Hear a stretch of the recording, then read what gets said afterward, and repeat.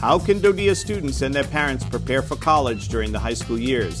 What qualities are colleges looking for in students today? We'll answer these questions and more coming up next in the chat room.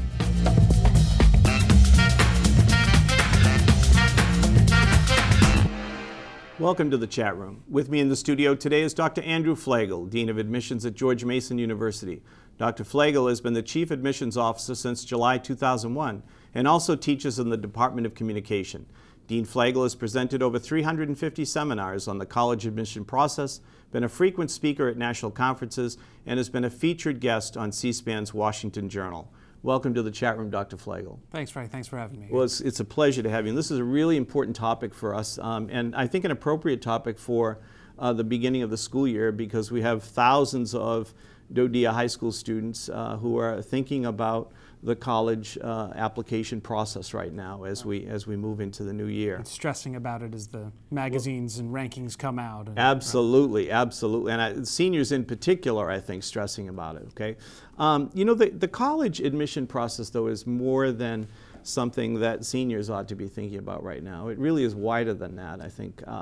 It's the entire high school experience is very, very important as you're starting to plan and think about what you're going to do after graduation. Can we talk a little bit about that? What is it in terms of a high school experience that colleges are looking for today? Well, the most important thing to consider for your students is that your academic record is by far the most important part of the admissions process. On the one hand, this is true for all students, whether they're DoD students or elsewhere, in that every student is going to be looked at in terms of not just GPA, which is what the media talks about, but if you really think about how admissions officers evaluate students, we look really in depth, looking at every course the student took, what the trends in grades are. Did they go up? Did they go down? Up is better. Mm-hmm. We'll look at how tough the courses were, how many academic courses, and academic courses are math, science, English, social studies, and foreign language. And we're going to focus in on those courses more than any others because they're the best indicators of success in college, particularly actually the number of math courses that a student takes. More emphasis is placed on later courses, so in other words, your junior and senior year will have a heavier weight than your freshman and sophomore year. All of that information is going to be taken into account. Now that's true, as I said, for any student taking courses anywhere. Then you add in that many DoD students will be in multiple schools by the time they graduate high school. Students shouldn't stress about that. We're very accustomed at the universities to looking at transcripts that include multiple high schools. So the only thing that students need to keep in mind is to make sure they're taking enough of those academic courses, challenging themselves and keeping their grades up. That's going to be the biggest part of the admissions decisions. So when we look at those challenging courses, should those include for students, particularly in their junior and senior year, advanced placement classes or honors classes? I tend to frame my advice like this. It is generally better to challenge yourself as much as possible. It's better preparation for college. On the other hand, there is a point at which it becomes too much for an individual student and not useful. Two sides to the discussion. One is, my advice in considering the decision is to say, well, if I take that additional advanced placement course and my grades are going to fall somewhat, is it going to fall so much that I'm not only going to be challenged to keep my grade up in that course, but it might fall multiple grade levels and it might pull down my grades in other courses. If it's that big an intimidation factor, then I think it's worth considering whether it's a good match. But the other discussion, the discussion I prefer to have with families, is not to think first about what will get you into college, but to think first about what's educationally right. One of the things I really try to stress with students as I meet with them all over the world is there are 4,000 colleges and universities in the United States.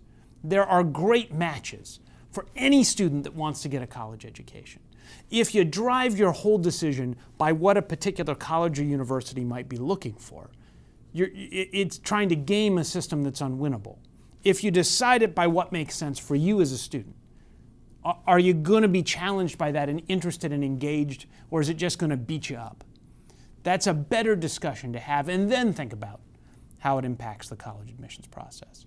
We tend to get it backwards because we're so stressed about believing that there's some particular course that's going to make the difference. Yes, at the very most competitive universities, all the students are going to have a lot of advanced placement. All of them are going to have really high grades. But there's 4,000 colleges and universities out there, and there's no indication that which college you pick has a big correlation with how successful you are. Your success rate is going to correlate much more to how the individual student performs than to what school you end up. So a balance is really important, okay? And I would say what's important is finding the right set of courses for the right student. If you look at a course and say, God, I just have no interest in that, doing it because you believe it will secretly get you into a particular school seems a bad direction to go. On the other hand, not taking enough core academic courses is just as big a mistake, because then what you're doing is slowing your rate to getting a degree. You need to have at least the 4 years of math, the 4 years of English, and at least challenge yourself reasonably well. So that's where really the balance comes in. How about foreign languages? Most colleges and universities increasingly want to see foreign language. It's not universal. There are still colleges and universities that will look at a record, and by the way, a number of us will also look at American Sign Language and other alternatives to traditional foreign languages. But there are an awful lot of colleges that really have this idea that one must take a reasonable level. Mason itself, partially because we're so diverse, so global, 85 native languages spoken on campus. We're really a global institution, 140 countries represented. Wow. You're going to see a strong emphasis on students having that kind of a background, having that academic background. But there are institutions that will allow you, if you find foreign languages really aren't your thing, again, it doesn't preclude going forward and getting a college education. Again, it depends on what the goals are, but if you're looking at those very most competitive institutions, they're going to want to see all of it. Now, aside from the academics, okay, what about extracurriculars? What about community involvement? What about service, these kinds of things? How important are those to colleges today? You know, one of the confusions about the process is the difference between what you control and what's important. And the reality is the grades are by far the most important, followed by standardized test scores, which I detest, but can talk more fully about my apathy and antipathy towards them if you'd like. But when it comes to these other things that the students control, the things that go beyond the academics, the extracurriculars, one of the large challenges is that colleges and universities really aren't going to know that much about the information you send them. I wrote a column in the Washington Post a couple of years ago that looked at Eagle Scouts in particular, because I thought it was one of the unusual pieces in the admissions process in that colleges and universities actually know what it means. And I contrasted it with, say, the National Honor Society, which there are some schools where to get into the National Honor Society, you must be a fantastic student and you must do community service and you must be involved. On the other hand, you have schools like my high school where I went in and you breathed on a cold piece of glass, and if your breath fogged, you got into the National Honor Society. So as a college admissions officer, you don't know when a student says I'm involved in drama, or I'm involved in sports, or I'm involved in music. Is that an incredible dedication minute by minute that really prepares them for unbelievable things at your school? Or is that something they were just able to add to a list? Mm-hmm. On the other hand, you have very few distinctions, Eagle Scout being one of them, where you know exactly what a student went through in order to get that level of attainment. So for the most part, colleges like to see extracurricular activities, but it doesn't have nearly the influence that your grades and academic record do. The other piece is that the colleges constantly tell students two completely contradictory things about extracurricular activities. And I believe we do this simply to make the families and students as stressed out as possible and to keep the process as impossible to understand as we can. You will go to, if you go to a panel and there's a bunch of folks like me, a bunch of deans sitting up there acting like they know what they're talking about, and the question about this coming, what do you want to see? You'll get two answers. One is, we want to see well-rounded students. We want them well-rounded. And then the next guy will say, right after that, yes, and we want to show depth. We want to see your passion. Show us what your passion is by more involvement. So be well-rounded and show us your passion. and as the audience sits there and holds their head and bangs it into their fist, because what we're telling them is completely contradictory. What they really mean to say is, we'd like to see some involvement, we'd like to see students who have done cool things. The cooler things you've done, the better. But one of the things that students who are moving around from school to school find is it's harder to be involved. Surely, yeah. So the important thing that I always say to students is it's how you position yourself. Talking about that transition from school to school can be just as powerful as being involved in a particular activity. Being active consistently in a sport or activity across the different schools can be just as powerful as being the star of one particular activity or sport. You know, I was thinking when you were talking about the extracurriculars and not really from your perspective being able to understand the students, what it meant to that particular student, what their involvement is. What about the essay in the application process? Does that give, do those extracurriculars they're involved in, or the things they have a passion about, is that an avenue for them to write about in their essays that can better explain who they are to you? Yeah, the essay is a great chance for the student to provide, again, knowing that it's not the decision maker, that the academic record is really the most compelling part of the decision. Yeah. And then you have essays and extracurriculars and recommendations all kind of on the periphery of this decision process. But the essay can be a help, although there's also a lot of confusion about that. And, you know, bear in mind, the average college admissions officer will read somewhere around 1,000 applications in about a 4 to 5 week reading period. They spend on average about 7 to 8 minutes per application. So this isn't a huge amount of time. So everyone talks about reading holistically and in depth, by which they mean that we're looking at as much as we can really fast. Quickly, to say it correctly. So as they're reading through your packet, they'll give you a space limit. Say, you know, I have a limit on the essay, 500 words. It's important not to try to beat that record. You're not trying to make your materials as lengthy as possible, because the more you write, the less likely they are to pick up the points that you're trying to make. Next thing to know is that there's really two kinds of essays. One are when they ask you a question, and it's usually, there are those questions that are just bizarre, and well, if you were a tree, what kind of a stupid tree would you be? And it's inexplicable, and you don't need to know, just pick a tree. Elm, maple, spruce. We don't really care which tree you pick, but don't say boat or car. It's not a tree. Just pick a tree and write about it. What they're looking for is, can you write and can you think? The other is that they'll ask you about yourself. And that's your chance to share that personal information about you. Well, two things that students should know. One is, I suggest that students try to get two elements into that essay. One is exactly what you're describing. What is it about me that makes you want to have me as a student at your school? But the other is, why do I want to go to your school? And it's important to suck up a little in this process, to let the colleges know that you are interested in them. So saying, you know, there's no place I'd rather go than George Mason University just fills me with flowers and rainbows and warm purple hearts. But actually writing on it, there's no place I'd rather be than George Mason University, because I love the location right outside Washington, D.C. I love the opportunities for jobs and internships. The campus life is just so exciting with that beautiful campus. Showing me that you know something about the school, and that can be 1 or 2 sentences. It doesn't have to take up a lot of your space. Shows that you've really thought about the process, makes you a more attractive candidate for admission. But when you do that, and students will be working this online and cutting and pasting their applications, just be sure you're carefully proofreading and that you cut and paste the right information to the right online. Because every year, I'll promise you, I'll get at least one that says, and there's no place I'd rather be than Cornell. So and we know what happens to that application. Exactly. Yeah. Understood. The other thing you mentioned was the feelings about extracurricular activities. And you know, I had a family come to me last year and discuss that they were going to have their son drop crew because they really wanted him to take a couple more AP courses, and they were going to have him do some other extracurriculars. And this big, strong crew guy, I mean, just all muscle, was in tears. I said, I don't understand the decision. Do you not like crew anymore? He said, I love crew. I don't understand the discussion. She says, well, I think we need to make a decision here about what's right for getting into college.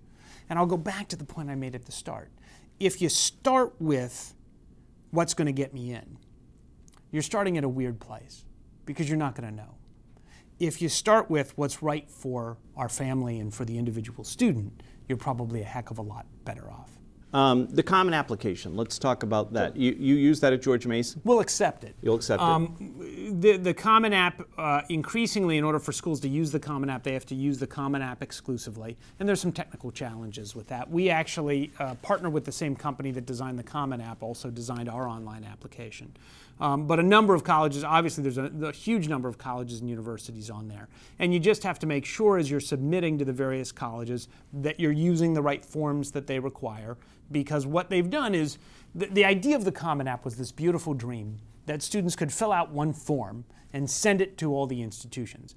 The colleges, all wanting to ask their particular questions in their particular way, have all added increasingly to that. So if you're filling out the form for BDY University says, well, that's great, except I've got these 3 extra forms online. Additional, and then ABC University has 3 different forms. So you just have to make sure you're completing the right materials. Yeah, and it's important for students to track that and who needs what. Right, it should be pretty automated, but you just want to keep track of all that. Okay. One of the keys to the online application system that is useful to know is timing is so crucial in this process. You always want to get your materials in before the deadline, but you want to submit your online application several weeks before the deadline so that you can work with your school to make sure your transcripts are coming after your online application.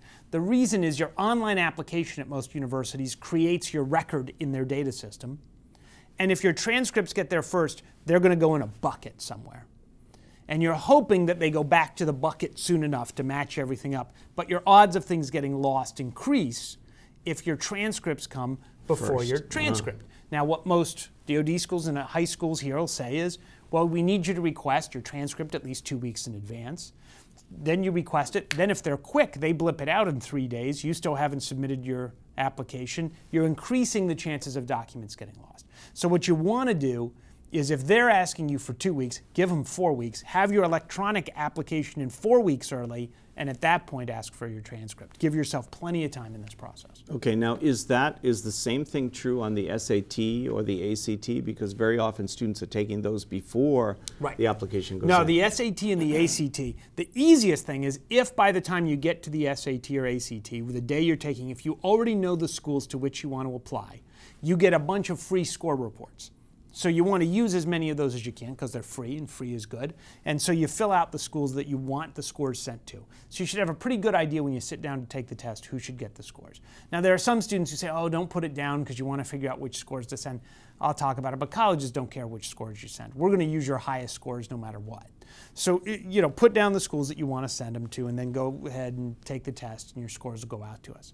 That saves you some time and saves you some money. And the scores come in electronically and match up automatically. So that's much easier than the transcripts, which are all coming in on paper. And you have to do it manually. Okay. Right, exactly. Would you recommend to students if they take the SAT and they're not satisfied with their score to retake it? And how many times should they retake it? That's a great question. Going back to the SAT and the application, one of the things to bear in mind is to make sure that your address and your name, especially if you're moving in the midst of these processes, that you're keeping your information updated, because your information that you submit to the SAT is how we're going to match up your transcript and your application and everything else with you. So when you fill out your application, if you've got previous addresses, previous names that you used on other forms, make sure you put those in. So in terms of the SAT, though, how many times should you take it? There's really no limit to the number of times. It gets ridiculous. I mean, I had a student who took it like 8 times, and at that point, and their scores aren't improving. It's just frustrating. But in general, my rule of thumb is if you feel like you could have done better on some section of the test, feel free to take it again. It's not a fun test. Nobody enjoys it. So there's no reason to torture yourself if you feel like you've done as well as you could do. But if you get a and you feel, boy, I really could have crushed that math section. I could have done better. Then go ahead and do it again. And every year I hear the rumor, well, if you take it too many times, the colleges will average the test. And that's just so completely untrue. Not only don't we average them, we do what's called super scoring. Super scoring means we'll take the highest sub-scores from different times you took the test to get the best possible total on the ACT or the SAT, and we'll take whichever one of those is highest. And the colleges give this great reason. If you go to any of the presentation, the colleges will say, well, we use your best scores because we care about you. And that's so nice. But the reality is, and maybe they do, I mean, certainly I do, but the reality is they use the best scores because it makes the colleges look better. The higher the student scores, the higher the college's average scores are. So colleges are going to encourage you to take it as many times as you need to get the best scores you possibly can, because we know the scores really don't mean all that much in this grand scheme of things, and we're all angling to get the highest score possible. Now, increasingly, a bunch of the liberal arts schools, and Mason leads some of the largest public schools that now have score optional programs. So if you feel that your scores are not reflective of your past work or not predictive of your future work, there are increasingly institutions where you can apply, and Bates was really the pioneer and leader in this, where you can apply without submitting your standardized test scores. And so it's something to consider if you really feel the scores don't match up with your potential. There are opportunities to take advantage. And do you have a large number of students who have done that? We'll have, in any given year, somewhere between 4 and 8% of our applicants will apply through the score optional program. And generally what I say is, look, obviously what we need then is to see really strong academic records, right, because we're not going to have the scores to compare to. But where we do have strong academic records, we know that we really don't need the scores. They become less and less relevant the stronger the academic record. Now, Dean Flagel, you said that grades were number one, most important. Absolutely. Okay, what's number two and what's number three in this process? So the biggest factor in the process is grades, but not GPA, and that's important to know the distinction, because I get tagged all the time on my blog and on FastWeb and other places where folks are like, no, GPA doesn't mean that much. I'm not saying grade point average. That's one piece of it, but it's the courses, the trends in grades, the schools, how competitive the courses are, how challenging, all of that gets taken into account. Then it's the scores. And for most institutions, if they're not running a score optional or you're not applying through a score optional avenue, then it's the scores that are after that. If you look at, and the best data is from the National Association for College Admissions Counseling, they actually do a survey each year of the colleges and universities and how they weight different factors. Recommendations, essays, extracurricular activities, community service, work experience, all tend to be fairly similar and dramatically less than scores, which again are dramatically less than grades. And then you have the factors depending on the school, like legacy. Did any member of your family go there? Are there some other special circumstances like athletic connections? So those may cause different tracks at a particular institution. Now, the $10,000 question. Seniors finish the process usually... $10,000, that's a great deal for some schools. Usually in the fall, okay, late fall, certainly by the winter break, okay. How important is that senior year and the work ethic that a student shows in the second semester and the grades they get to that ultimate decision on whether or not a college will enroll them? There's three ways that the senior year plays a huge factor in this process. First is, for the vast majority of students, we're going to see at least the beginning of your senior year. For some first quarter, for some first semester. But for most applicants, even applying early action, early decision, we're going to see at least some grades in the senior year before we issue an admission letter. And those are the most recent grades we have. So clearly those are terribly important. For the students who are on the bubble, so you're really fighting to get in, you think you maybe have a chance, but you're an edgy candidate for that particular school, they're going to look at as much data as they can get. And the more competitive the school, the more likely it is they're going to wait until they have at least your full first semester, maybe even your third quarter grades. So the second way is that for those most competitive institutions, there's no doubt they're going to have a lot of your senior year and that it's going to play a huge factor in the decision. But the third way is, even after you get your admission letter, we all still go back and look at the rest of your senior grades. And if you've had a significant drop, all of those admission letters are conditional. Colleges and universities can still come back to you and ask either for clarification of what's happened or even revoke your admission. Each year, out of the 2,000 to 2,500 students in the freshman class, I'll go back to at least 50 and I'll revoke admission for 20 to 25 students a year. Wow. And it's difficult and it's stressful and it's challenging, but if your grades have fallen significantly, that's definitely a risk you run. So the whole idea of, I got my admission letter, now I can party through the rest of my senior year, is a misnomer.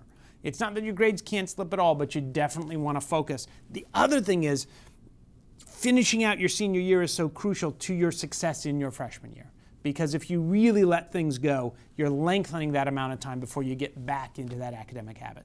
And I wanted to end just by talking a little bit about that freshman year, that once we get through this process and kids graduate and they're going to George Mason or to whatever college or junior college that they choose to go to, what are some tips for success as they start that process? Well, I think the biggest issue for students is the transition from the very structured way we run high schools and secondary schools to how colleges are run. For most students, high school is a full-time job, or darn near to it. If you take into account, particularly with extracurricular activities, they're there early in the morning until about the same time that everybody knocks off work, sometimes even later, and then they've got homework on top of it, and they know when they're going to do that, structured, 5 days a week, activities on Saturday, there you go. When you get to college, if you average it at 30 to 40 hours a week in school, give or take extracurriculars, in college, the average student will take 5 courses at 3 credit hours apiece. That's 15 hours. They literally mean by that 15 hours a week in class. So you're going from 30 to 40 hours to 15 hours a week with structured activities. And they change the days. You'll go Monday, Wednesday, Thursday, Friday, Tuesday, Thursday, with all different schedules. And your extracurriculars will be all spread out and unstructured. The danger that most students run into is they feel like, wow, this is pretty easy. I have all this time until midterms hit. And then it crushes down on them because they find very quickly they've gotten behind. Whereas it was possible in high school to have a few days where you just let things go. Because you're spending less time in class, if you wait a few days on an assignment, you're already to the next class, and you're on to the next section, and they're not going to go back the way and repeat things over and over the way they did in many high school courses. So the important thing, it's not necessarily harder, it's keeping up. And the rule of thumb is about 2 hours of work for every hour in class. And if you structure that for yourself right off the bat, your chances of success increase dramatically. Well, that's great advice. That's great advice. And a lot of our viewers will be seniors who graduated with us in June and are now starting their freshman year. And so we greatly appreciate that. Well, it's been our pleasure to have you here today. Any predictions for the Patriots as we... we had a great basketball run a few years ago, and we won our conference for a couple years running. So we're looking to it. We had a great recruitment class. We're looking to a great year. But if I can say one last thing for students about picking a college. I've mentioned a couple times not emphasizing the admissions process too much in your decisions. Guys like me, our job is to hype this process. And, for students in the DoD schools all over the place, they're going to take the SATs. I'm going to get their name, and they're going to start getting emails from me and all the folks like me, mailings and emails and IM and bliggity blogs and facety books, and we're just going to pummel them with all kinds of information claiming that our school is perfect. And what students need to bear in mind is there are lots of perfect schools for them out there. There's 4,000 colleges and universities. There's lots of potential great matches. So I hope all the students watching this get in everywhere they apply. I hope they all get every scholarship that they apply to. But of course, I hope many of them come to Mason. Well, sage advice. Thank you so much, Dr. Flagel. Really appreciate your help, and I know our readers and viewers will as well. You can find more information about preparing for college on our website at www.dodea.edu. I'm Frank O'Gara. Thank you for joining us in this edition of The Chat Room.